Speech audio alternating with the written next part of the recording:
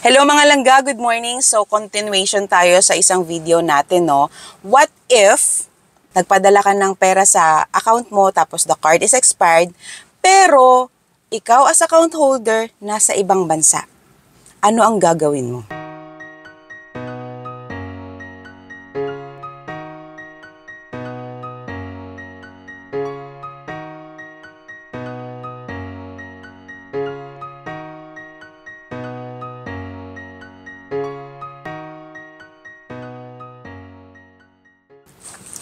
Hello mga langga, so yun nga, if ever nasa ibang bansa ka, tapos nagpadala ka sa account mo, make sure na the account is open. So, kung sigurado kang open, much better. Pero kung hindi ka siguradong open pa, wag mo munang padalhan. Para less yung problema. Kasi, pag close yung account mo, tas napadalhan yan overseas, or napadalhan ng remittance, hindi siya agad-agad na ibabalik. May mga days pa kasi syempre may turnaround time yan. May ano pa, for example, na ipadala mo siya ng, usually 2 to 3 days bago pa siya ibalik sa sender. Okay? So, kung sure ka naman na open yung account mo, anong gagawin mo? Pero expired yung card, nasa ibang bansa ka. Kung ganon yung scenario mo, much better kung naka-online banking ka. Kasi makikita or check mo siya online kung pumasok yung pinadala mo. Okay? Tapos, kung wala ka namang online banking, pwede ka pong tumawag or mag-email sa customer service ng bangko mo to confirm kung talagang na-credit. Pero alam nyo, mga langga, it's ideal talaga to enroll your account sa online banking for your additional convenience, no? Huwag kayong matakot sa mga scam.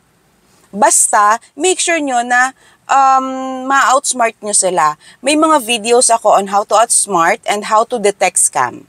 Okay? So, ang ano doon, huwag kayong matakot pag nag-enroll kayo online banking kasi una-una, kapag hindi kayo nag-enroll at natatakot kayo, you are limiting yourself, you are limiting the convenience na dapat na-enjoy mo. Okay? Alright. So, i-enroll mo siya online banking, lalo na nasa ibang bansa ka, unless may nauutusan ka sa bansa natin para i-check kung pumasok. O pa-update yung passbook. Yun lang naman yung way para ma-check hindi siya pwedeng pumunta sa branch to inquire. Ay, may pumasok po bang ganito? Hindi po allowed yung ganun unless may authorization letter. Okay?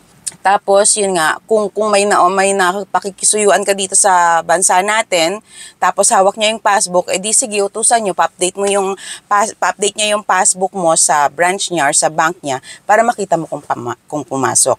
And then, kung matagal nang expired yung card mo at nasa ibang bansa ka, huwag kang mag-alala kasi yung account mo, andun pa din naman yun eh. So, ang gagawin mo lang, pag uwi mo ng Pinas, tsaka mo asikasuhin, tsaka mo pa-replace kasi hindi naman nila yan sasabihin na hindi na po pwede kasi sobrang tagal nyo nang hindi na uwi ng Pinas at sobrang tagal ng expired yung card nyo. Hindi po pwedeng ganun. Walang bangkong magre-reject sa inyo ng ganun. So, ang gagawin nyo lang po is kailangan nyo mapanatag. Kung naka-online banking, much better.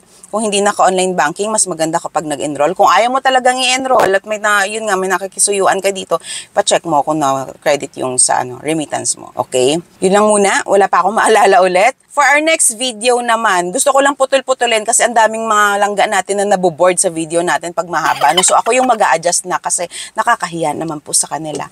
Anyway, for our next video, let's talk about what if nga nagpadala ka sa account mo, expired yung card, tapos nasa ibang bansa ka, pero yung gumagamit ng card mo is yung kamag-anak mo dito sa Pinas.